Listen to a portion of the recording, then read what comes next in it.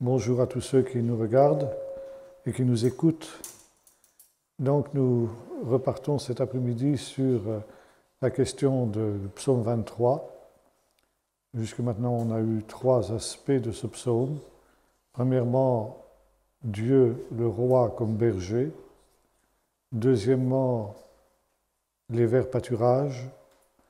Et troisièmement, le désert lui-même. Cet après-midi, nous allons nous arrêter sur le verset 3, de verset 2, verset 3, on va les relire. L'Éternel est mon berger, je ne manquerai de rien. Il me fait reposer dans de verts pâturages, il me dirige vers des eaux paisibles. Et je voudrais que nous arrêtions sur cette expression cet après-midi, les eaux paisibles. L'eau. Dans le désert, l'eau, c'est la vie. Sans elle, la vie est absolument impossible. Et par définition, le désert est un endroit où l'eau manque. Et la moindre goutte d'eau est un trésor inestimable. Ce n'est pas pour rien que le psalmiste déclarait ceci « Ô Dieu, je te cherche. Mon âme a soif de toi. » sur une terre desséchée et sans eau. Et cette recherche de l'eau, elle est constante dans la vie des bergers et par conséquent dans la vie des bédouins. Avant même de rechercher des pâturages, c'est l'eau qu'il nous faut rechercher. Les eaux, elles ont deux aspects. L'eau qui donne la vie, mais nous verrons tout à l'heure que l'eau peut aussi donner la mort. Donc c'est une réalité qui est ambivalente. Nous allons nous arrêter dans cette session uniquement sur les eaux qui donnent la vie. Et c'est la raison pour laquelle ces eaux qui donnent la vie sont qualifiées de paisibles. L'eau dans le désert, elle provient de différentes sources, de différents endroits. C'est ce que le Seigneur avait annoncé à Israël dans le livre du Deutéronome, quand il lui décrit le pays dans lequel le peuple d'Israël, qui est toujours dans le désert, va rentrer. Car le pays dans lequel l'Éternel, ton Dieu, va te conduire, n'est pas comme le pays d'Égypte, celui dont tu es sorti. Là, il te suffisait, avec ton pied, de tracer dans la boue une rigole, depuis le Nil jusqu'à ton jardin potager, jusqu'à ton champ, jusque dans tous les lieux que tu voulais cultiver. Il y avait de l'eau en abondance. Et c'est la caractéristique de l'Égypte. Ce n'est pas pour rien que l'historien grec Hérodote a déclaré de l'Égypte, c'est un nom du Nil. Et c'est pourquoi l'Égypte peut se passer de pluie, quasi totalement. Parce qu'il y a toujours la ressource de puiser de l'eau dans le Nil. Et l'Égypte n'est jamais atteinte par la sécheresse. C'est pourquoi, en cas de famine, en cas de sécheresse, l'Égypte est un refuge possible pour ceux qui sont victimes de la sécheresse. C'est ainsi qu'Abraham, à l'occasion d'une famine, d'une sécheresse dans le pays, va être amené à descendre en Égypte pour y trouver de l'eau, parce que là, on est sûr de trouver de l'eau. C'est là aussi que le peuple d'Israël va descendre, après que Jacob ait envoyé ses fils chercher du blé en Égypte. En Égypte, il y a eu la famine, il y a eu une sécheresse de 7 ans. Ça, c'est exceptionnel. On trouve dans les sources égyptiennes certains épisodes où il en est ainsi. Et certains textes égyptiens nous disent que pendant un certain nombre d'années, le Nil était comme asséché, qu'il n'y avait plus de crues pour alimenter le fleuve, et par conséquent, il y a eu la sécheresse et il y a eu la famine dans le pays d'Égypte. C'est exceptionnel.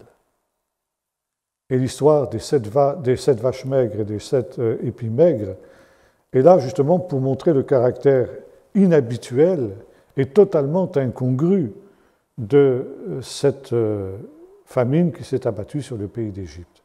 Néanmoins, les 7 années précédentes avaient été des années d'abondance, tant et si bien qu'on avait pu faire des provisions grâce à la sagesse de Joseph dans le pays d'Égypte pour les mettre de côté pour les années de famine qui allaient suivre.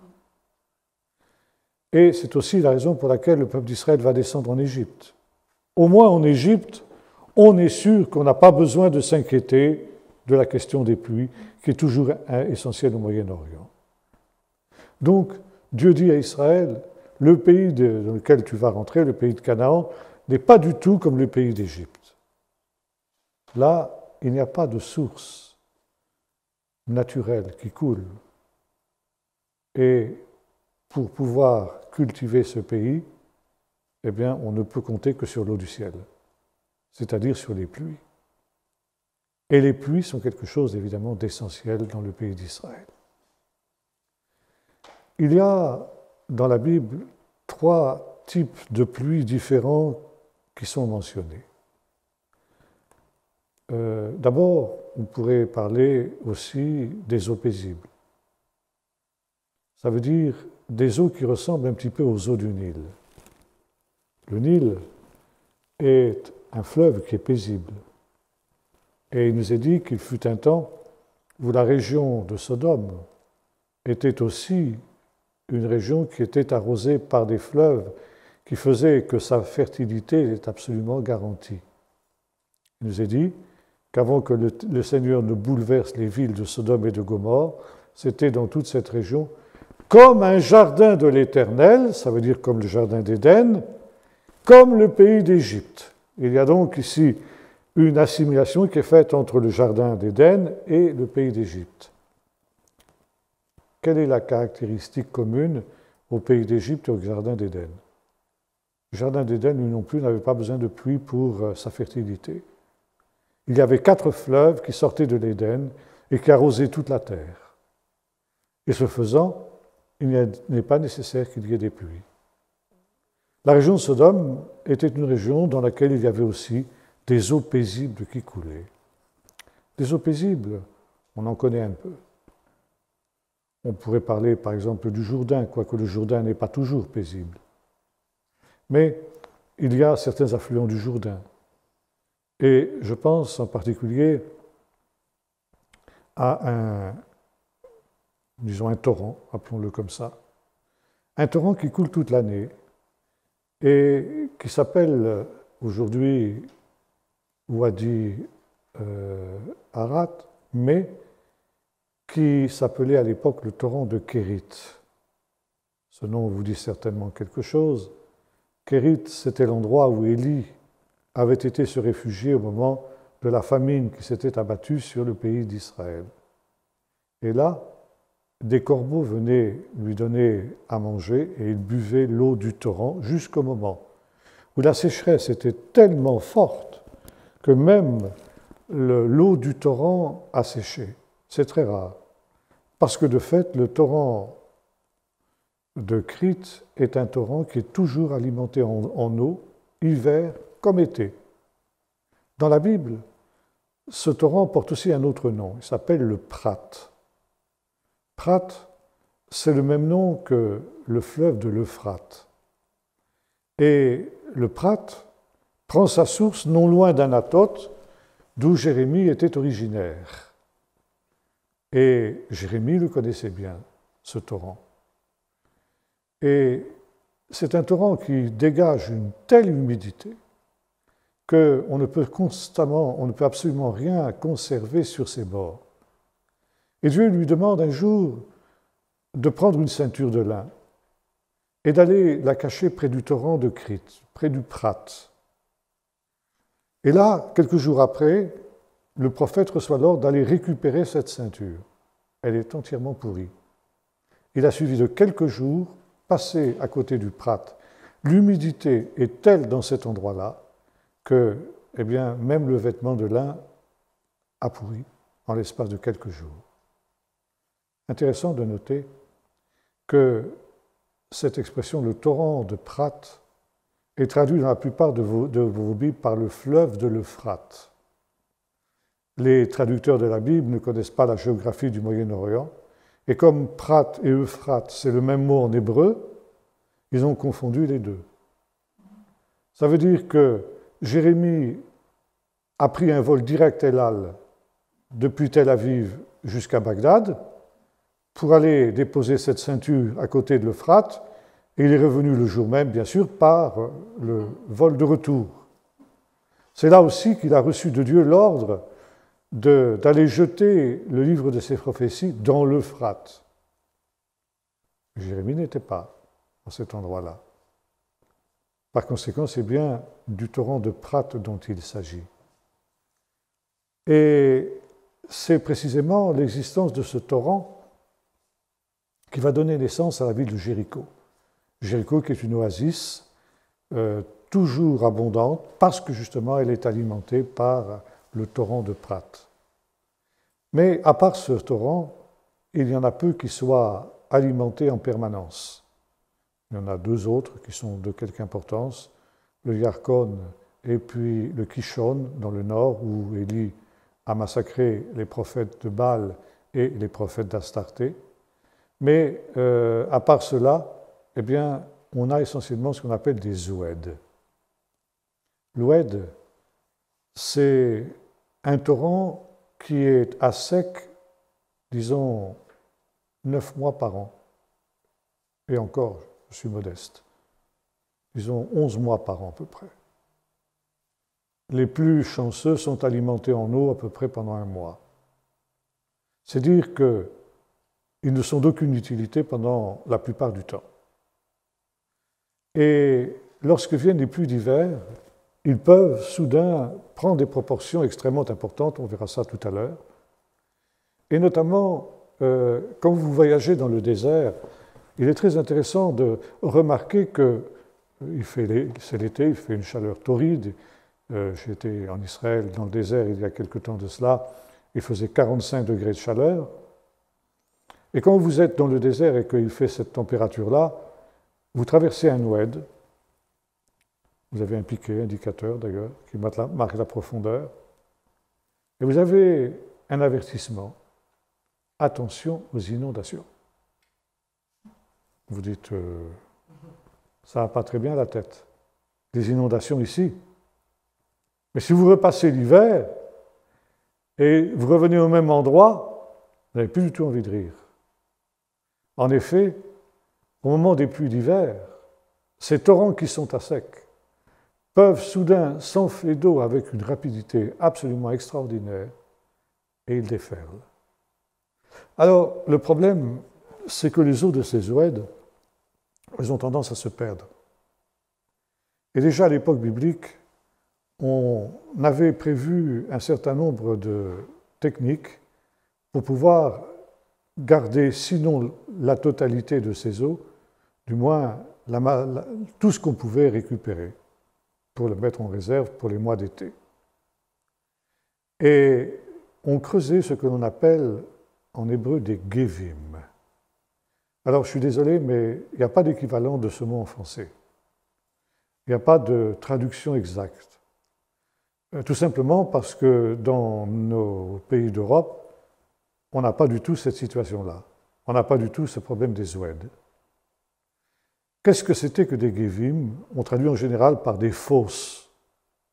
C'est-à-dire que dans le lit de l'oued, pendant qu'il était à sec, on creusait des espèces de puits circulaires, à ciel ouvert évidemment, de telle manière que quand les pluies venaient et que le torrent déferlait, puis ensuite s'asséchait, quelquefois en l'espace de quelques heures, le torrent s'assèche, eh bien, il restait dans ces fosses, dans ces gevim, il restait une certaine quantité d'eau que l'on pouvait récupérer, en tout cas pendant quelques jours.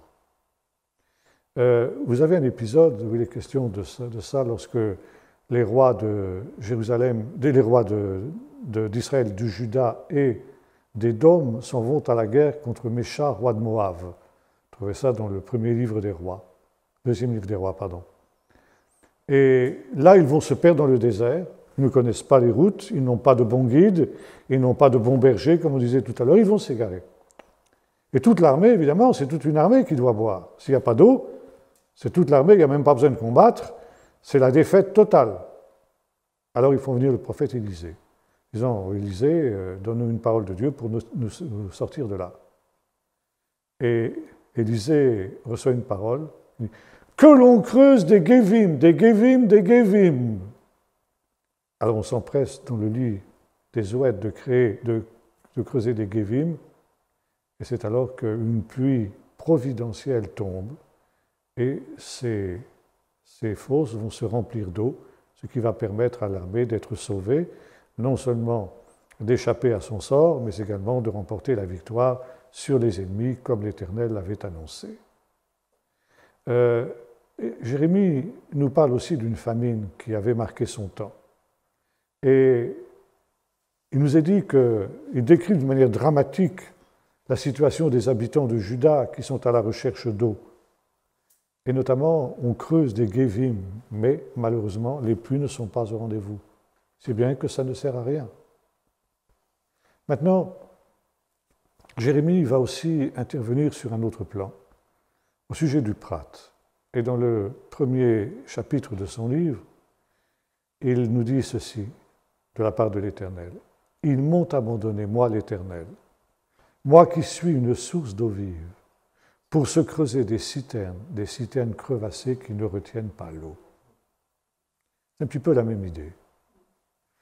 Et le peuple d'Israël se trouve dans cette situation de gens complètement stupides, qui auraient à leur disposition, à leur porte pratiquement, comme c'est le cas à Anatote, une source d'eau vive, ça veut dire une source qui est de l'eau courante, de l'eau de source, et qui, au lieu d'aller boire de cette eau, préféraient aller creuser dans le lit des oueds, ces Gévim, et alors qu'il n'a de temps pluie et qu'ils ne vont pas se remplir d'eau. Ces citernes-là ne vont pas retenir l'eau. Elles ne retiennent l'eau au mieux que pour quelques jours, quelques semaines maximum. Mais ça ne retient pas l'eau. Et la leçon est claire. Le Seigneur était cette source d'eau vive pour son peuple, mais stupidement, bêtement, le peuple d'Israël a abandonné cette source d'eau vive pour aller vers les faux dieux des nations qui représentent justement ces citernes crevassées qui ne retiennent pas l'eau. Alors, ça, c'est quelque chose qui est aussi mentionné dans le premier psaume. Je l'ai évoqué ce matin. L'homme qui trouve son plaisir dans la Torah de l'Éternel et qui rumine cette Torah jour et nuit, comme je l'ai dit ce matin, il est semblable à un arbre planté près d'un courant d'eau qui donne son fruit en sa saison et dont le feuillage ne se flétrit pas. Ça veut dire, le juste est comme cet arbre qui est planté à côté du prat. Et même s'il y a un temps de sécheresse, même s'il y a un temps de famine, il n'est pas touché par la famine, parce qu'il plonge ses racines dans cette eau courante, dans cette eau vive qu'est le Seigneur et qu'est la Torah, la parole de Dieu, qui est une source d'eau vive. Nous aurons l'occasion de le voir dans quelques instants. Jérémie va aussi parler de cette aberration qui consiste à ne pas être comme un arbre planté près d'un courant d'eau. Et il dit ceci, « Béni soit l'homme qui met sa confiance dans l'Éternel et qui le prend pour appui. » Et il reprend la même image que le psaume premier, il est comme un arbre planté près d'un courant d'eau. Il ne voit pas venir le jour du malheur. Mais maudit l'homme qui ne met pas sa confiance dans le Seigneur. Il est comme l'Arar du désert. Ah, ça aussi, c'est quelque chose qui est typique du paysage du désert, l'Arar. L'Arar, ça vient d'une racine qui signifie maudit. L'Arar, c'est un fruit maudit. Et Jérémie l'associe avec la malédiction. Maudit soit l'homme qui ne met pas sa confiance dans l'Éternel. Arour, d'où le mot Arar, le nom du fruit. La malédiction, c'est Arour, et le fruit, c'est Arar. Et moi, je suis parfois un petit peu taquin, et quand on visite le désert, que je vois des Arars, je fais une petite blague à ceux qui ne connaissent pas. Parce qu'on voit ces arbres du désert qui poussent avec des feuilles magnifiques et surtout des fruits. Des fruits verts qui ressemblent à une espèce de pomme. C'est pourquoi on appelle aussi ces fruits la pomme de Sodome, parce qu'elle pousse, c'est un des rares arbres qui pousse au bord de la mer Morte. Je dis, voyez, ce fruit est magnifique. Goûtez-le, prenez-le, vous allez voir. Alors, sans méfiance, les gens cueillent le fruit. Ouvrez-le maintenant. Ils l'ouvrent, il est vide. Il n'y a rien dedans. Il est plein de vide. Et c'est l'image de la malédiction. L'homme qui cesse de mettre sa confiance dans le Seigneur, pendant tout un temps, il peut paraître être béni, comme cet arbre qui semble être une bénédiction. Comme ce fruit. Un fruit, c'est toujours une bénédiction, dans le désert en particulier. Mais finalement, quand on gratte un peu, quand on ouvre, il n'y a rien. C'est le vide, c'est le néant, c'est la malédiction. Maintenant, il y a aussi l'idée que Dieu, pourtant, va écouter la prière de l'Arar. Et les rabbins expliquent cette parole qu'on trouve dans le psaume 102, versets 14 à 18, de la manière suivante. Les feuilles de l'Arar ressemblent à des mains qui prient. C'est pourquoi, dans sa grande bonté, dans sa grande miséricorde, Dieu accepte même la prière du maudit s'il l'a fait avec un cœur sincère. Si le méchant se détourne de sa mauvaise voie et revient vers le Seigneur de tout son cœur, la malédiction est changée en bénédiction parce que c'est ce que Dieu aime. Dieu aime changer la malédiction en bénédiction. Maintenant, le prophète aussi s'interroge en disant « Seigneur, ne serais-tu pas pour moi comme une eau trompeuse, une source qui n'est pas sûre ?» Et là aussi, ça nous parle de ces citernes crevassées, de ces guévim que nous avons évoqués tout à l'heure. Maintenant, je voudrais parler des trois types de pluie que j'ai rapidement évoqués tout à l'heure. Trois types de pluie. La première, ce sont les pluies d'automne, qu'on appelle les yoré.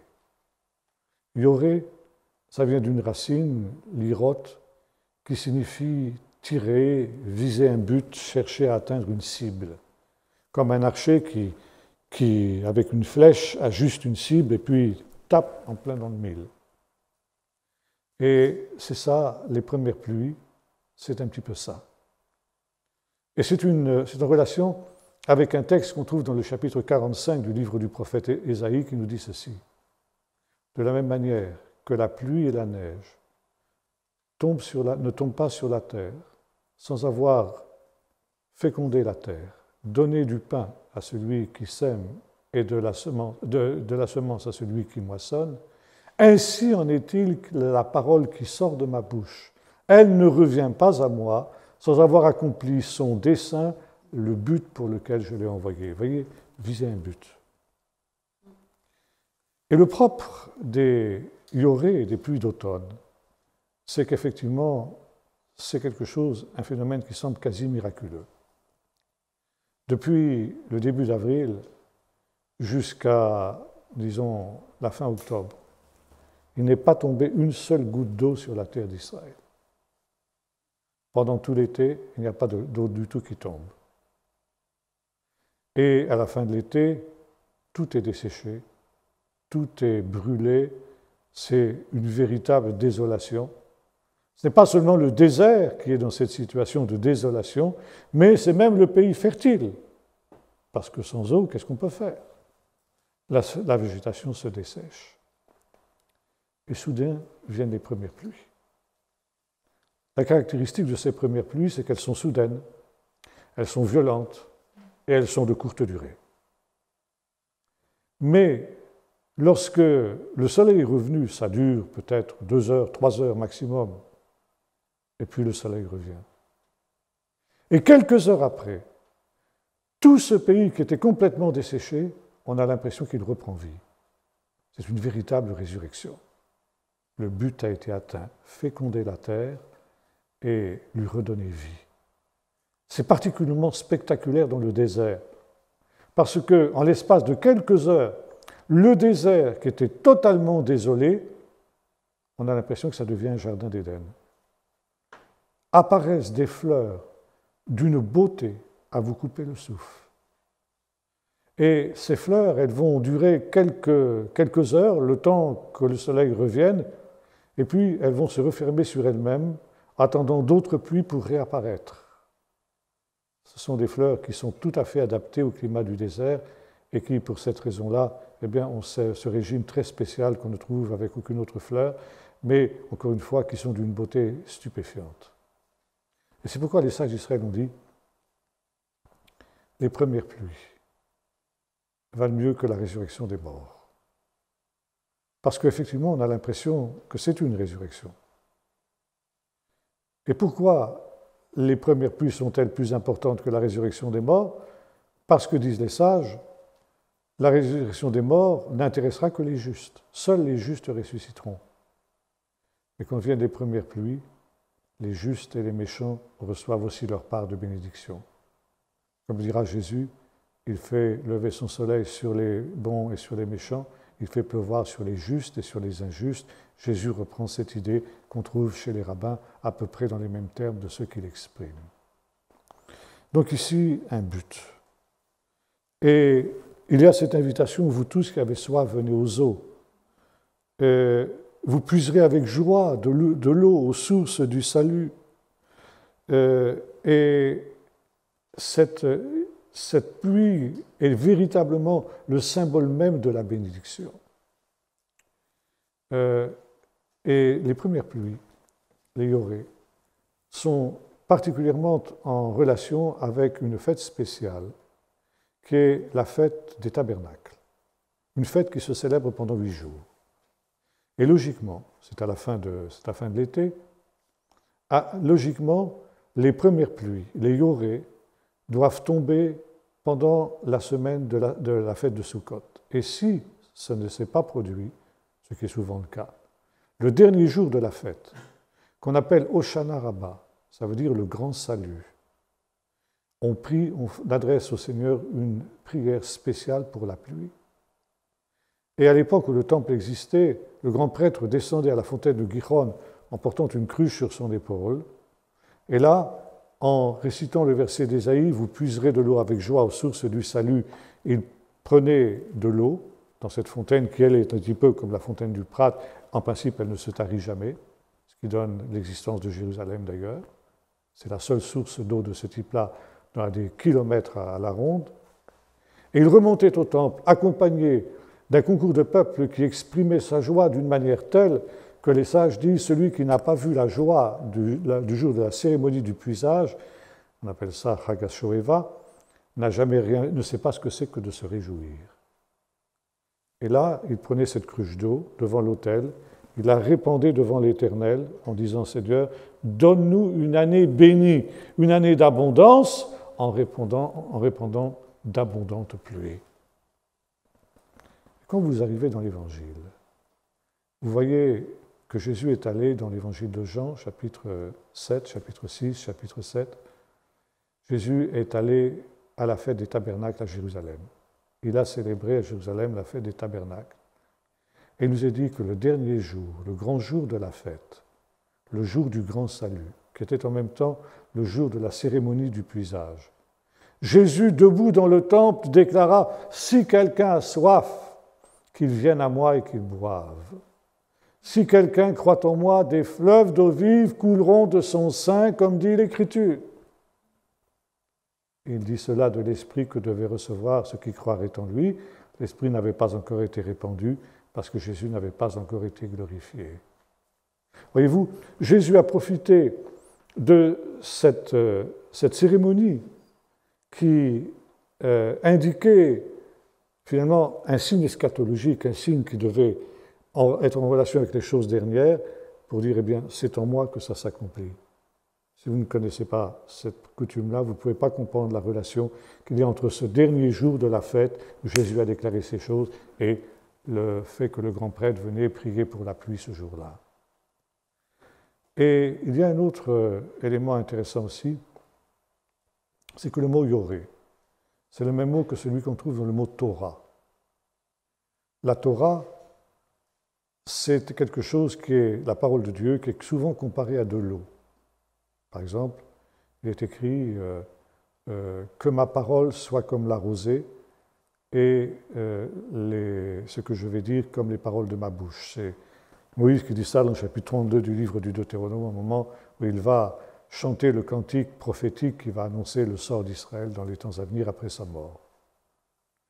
Et la parole de Dieu est comparée à de l'eau. L'eau qui vise un but et qui va permettre à la volonté de Dieu de s'accomplir parfaitement dans le but d'une bénédiction. Les yorés sont toujours une bénédiction. Ça, ce sont les premières pluies, les pluies d'automne. Deuxième type de pluie, ce qu'on appelle les révivim. Révivim, ce sont les pluies d'hiver. Les pluies qui portent un nom, révivim, ça veut dire l'abondance. Ce sont les pluies les plus abondantes que l'on ait dans l'année. Les yorées, on l'a vu, elles ne tombent pas d'une manière régulière ni d'une manière continue. Le propre des révivim, c'est-à-dire à la fin du mois de décembre, à peu près jusque, disons, ça peut durer presque jusqu'à la mi-mars, les bonnes années, mais en général, ça dure jusqu'à la fin février. Alors, ce sont des pluies qui sont moins violentes, qui sont beaucoup plus régulières et qui sont beaucoup plus continues. Ce sont les pluies qui vont déterminer la fertilité de l'année. Si les révivim ne sont pas suffisamment abondantes, c'est la sécheresse assurée. On ne rattrapera pas ce qui s'est passé pendant ce temps-là. Et à l'inverse, il ne faut pas non plus que les révivim soient trop abondantes, car si elles le sont, eh bien les semences vont pourrir sur pied. Donc ce n'est pas non plus une solution. Alors on prie pour que le Seigneur envoie la pluie en son temps. C'est tout ce que le peuple d'Israël peut faire. Mais dans le livre du Deutéronome, quand le Seigneur explique cela, il dit, si tu écoutes les paroles de cette Torah, donc la Torah et l'eau, nous avons vu, c'est relaté. Si tu écoutes les paroles de cette Torah, tu les mets en pratique, j'enverrai les pluies en son temps, parce que l'homme n'a aucun pouvoir sur le régime des pluies. Il ne peut que prier et il ne peut que faire la volonté de Dieu. J'enverrai la pluie en son temps. La pluie de la première saison, il y aurait les pluies d'hiver et les pluies de printemps. Et tu mangeras ton pain, ton vin et ton huile, tu te rassasieras, tu béniras l'Éternel ton Dieu pour le bon pays qu'il t'aura donné. Ça veut dire que Dieu calcule en quelque sorte l'importance des pluies en fonction de la conduite de son peuple en relation avec la Torah. Et c'est tellement important que sur les linteaux des portes, ce texte est écrit pour que le peuple d'Israël se souvienne que son abondance, sa prospérité et sa bénédiction dépendent de la manière dont il va mettre en pratique la Torah. Ça, ce sont les pluies d'hiver. Il est à noter que c'est très sélectif aussi, les pluies d'hiver. Et Amos, qui était un homme du désert, lui aussi, est originaire de Tekoa, c'est pas loin de Bethléem, disait, de la part de Dieu, « J'ai fait pleuvoir sur une ville et pas sur une autre. » Et ça, c'est très typique. Je me souviens d'une année où nous étions à Jérusalem, où il pleuvait donc des cordes, c'était à l'hiver, c'était en février, il pleuvait des cordes, c'était épouvantable, c'était une véritable inondation. Et quand nous avons passé la crête du mont des Oliviers, la pluie s'est arrêtée comme arrêtée par un rideau invisible. Juste de l'autre côté, c'était un soleil radieux, rien. J'ai fait pleuvoir sur une ville et pas sur une autre, en fonction de la méchanceté ou au contraire de la justice de cette ville. Si cette ville est juste, elle sera arrosée. Si elle ne l'est pas, elle ne le sera pas. Troisième groupe de pluies, ce qu'on appelle les malkoches. Malkoches, ce sont les pluies de printemps, les dernières pluies, ou si vous préférez, les pluies de l'arrière-saison. Ce sont les pluies qui sont très importantes aussi pour l'agriculture. Il y a toutes sortes de raisons, et notamment dans cette période. On est encore dans cette période où en principe les pluies ont cessé, mais où les résultats des pluies de printemps vont se faire sentir. Il y a dans le livre du Deutéronome 7 produits qui sont les produits principaux du pays de Canaan sur le plan agricole. Le blé, l'orge, la vigne, l'olivier, la grenade, le palmier. J'en ai oublié un, Irène, tu m'aides? J'ai oublié un, ça fait rien. Bon. Les olives, exactement. J'ai oublié un des principaux en plus. Alors voilà, vous avez ici le compte. Le compte est bon, vous avez 7 produits, ce qu'on appelle les 7 espèces du pays de Canaan. Et les 7 espèces du pays de Canaan, elles dépendent d'un équilibre délicat entre deux vents qui vont souffler à la fin de l'hiver, jusque la Pentecôte. Entre Pâques et Pentecôte, ça c'est une période où le grain est jugé. Tout va dépendre de ce régime délicat de ces deux vents pendant toute cette période qui sépare les 50 jours entre Pâques et Pentecôte. Pendant la première période, on est encore à la fin de l'hiver, il faut que souffle un vent froid et humide qui vient du nord. Et ce vent froid et humide est indispensable pour la maturation des céréales, l'orge et le blé. Mais par contre, pendant la deuxième partie, il faut un vent sec et chaud qui vienne du sud, qui vienne du désert. Sinon, c'est l'olivier, justement, et toutes les plantes qui lui sont associées qui n'arriveront pas à maturité.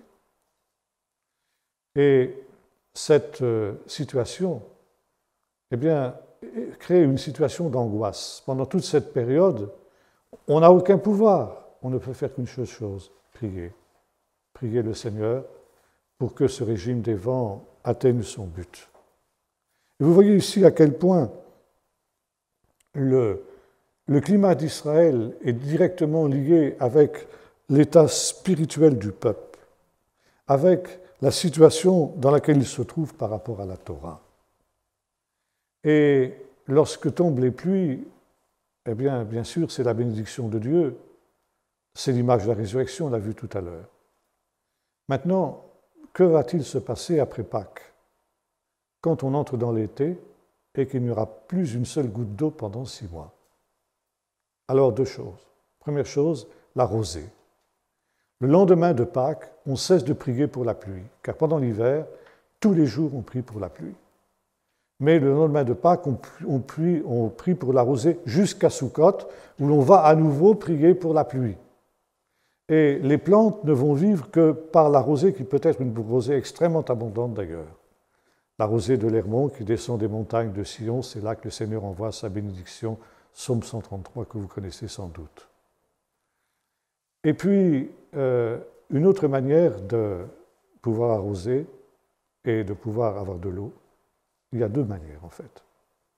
Première chose, creuser des puits.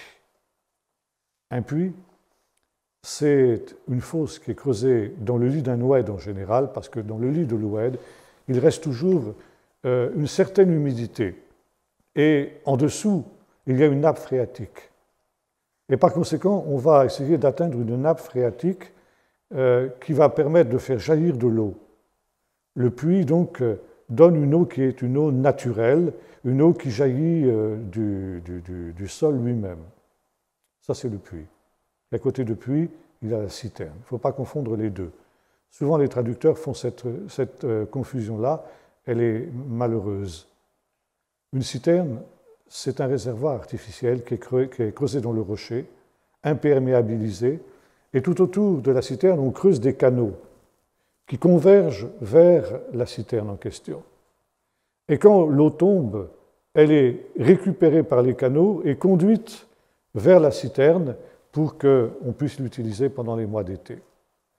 Les puits et les citernes, c'est finalement un rôle qui est à peu près identique. Les puits et les citernes étaient des lieux sociaux extrêmement importants. C'est là que les femmes allaient puiser le soir pour récupérer de l'eau. Et vous savez, les femmes, elles étaient dans l'Antiquité ce qu'elles sont aujourd'hui. J'espère que personne ne va m'en vouloir si je dis ça, mais elles aiment échanger des nouvelles, n'est-ce pas? Et le puits, c'est cet endroit où on apprend toutes les nouvelles de ce qui s'est passé dans le village, ou dans les environs. C'est là que se nouent les idylles. C'est l'histoire de Rebecca et d'Isaac, c'est l'histoire de Jacob et de Rachel, etc. Et c'est un lieu de convivialité extrêmement important que le puits. Et ce faisant, donc, il y a là la possibilité que les puits sèchent. Si la famine est trop forte, les puits aussi sécheront. Mais tout cela dépend de la volonté de Dieu. Et c'est pourquoi les prophètes annoncent un temps où le désert se changera en étang et où il mettra des sources dans le désert. Dans le psaume 126, on trouve cette image extraordinaire où le psalmiste prie pour le retour du peuple d'Israël dans son pays en lui disant « Ramène nos captifs éternels ». Alors on traduit dans nos versions comme des ruisseaux dans le désert, des gentils petits ruisseaux là comme on a chez nous, quoi. Comme mes petits-enfants qui vivent dans le désert et qui savent ce que c'est que les Afikim lisent ça en français, ils rigolent. Parce que c'est loin d'être des petits ruisseaux. Ce sont des torrents qui déferlent avec une impétuosité telle que c'est irrésistible. On a beau faire des digues pour essayer de les arrêter, elles sont emportées comme des fétus de paille. Les ponts, les routes, les autobus sont emportés par ces torrents. C'est irrésistible. Et l'image du psaume 126 est très claire. Au temps de la fin, quand Dieu ramènera son peuple dans son pays, eh bien, le mouvement sera tellement puissant, tellement irrésistible, que les hommes auront beau faire tout ce qu'ils voudront pour l'empêcher, ils n'y parviendront pas. C'est quelque chose qui sera comme ces torrents qui viennent dans le désert. Et Dieu dit, dans ce temps-là, eh bien, le désert se changera en un jardin d'Éden, parce que je mettrai de l'eau dans le désert et des torrents dans la solitude. Ce qui manque dans le désert, c'est de l'eau. Dès qu'il y a de l'eau, tout pousse. Et au temps de la fin, eh bien, il y aura de l'eau. Comment? Dieu seul le sait. Et il y a des torrents qui couleront dans le désert. Depuis Jérusalem, on voit ça aussi dans les livres de Joël, d'Ézéchiel et d'autres prophètes qui annoncent ce torrent qui sortira du temple depuis Jérusalem pour féconder le désert et lui redonner cet aspect du jardin d'Éden qu'il avait perdu. Et voyez-vous, ce qui est important aussi pour nous, on parlait du désert ce matin. Désert qui est un temps d'épreuve, qui est un temps de difficulté. Mais quand Dieu bénit un homme, quand il traverse la vallée des mûriers, la vallée qui est sèche, Dieu la transforme en un lieu plein de sources et la pluie la couvre de bénédictions. Il boit au torrent pendant la marche, c'est la raison pour laquelle il relève la tête. Et le Seigneur est capable de transformer nos déserts en un endroit de bénédiction, un endroit de grâce. Il peut le faire de deux manières. D'abord, en réponse à la prière. Même la prière du maudit, nous avons vu tout à l'heure, même la prière de l'ara, Dieu la change en bénédiction. Et le désert qui est l'endroit de la malédiction redevient l'endroit de la bénédiction parce que Dieu aime changer la malédiction en bénédiction. Et puis deuxièmement, eh bien, il la transforme en un lieu plein de sources et au temps de la fin, il en sera ainsi, cela redeviendra le jardin d'Éden. Et on le fait aussi par le respect de la parole de Dieu. C'est dans la mesure où l'on garde la Torah c'est une eau, c'est une bénédiction, c'est une grâce. Et quand on vient s'abreuver aux sources d'eau vive, alors on est comme cet arbre planté près d'un courant d'eau. Et quand vient la sécheresse pour les autres, le feuillage ne se flétrit pas, parce que nous sommes alimentés directement par cette source d'eau vive qui ne tarit pas. Et non seulement cela, mais nous devenons, comme dit Jésus nous-mêmes, cette source d'eau vive qui coule dans la vie éternelle et qui fait que la puissance de Dieu se déploie pour nous vers les autres dans cette bénédiction que Dieu veut donner. Il change le désert en étang et le pays aride en source d'eau. Voilà ce que le Seigneur veut faire quand il veut nous conduire vers des eaux paisibles. Il me conduit vers des eaux paisibles, il restaure mon âme.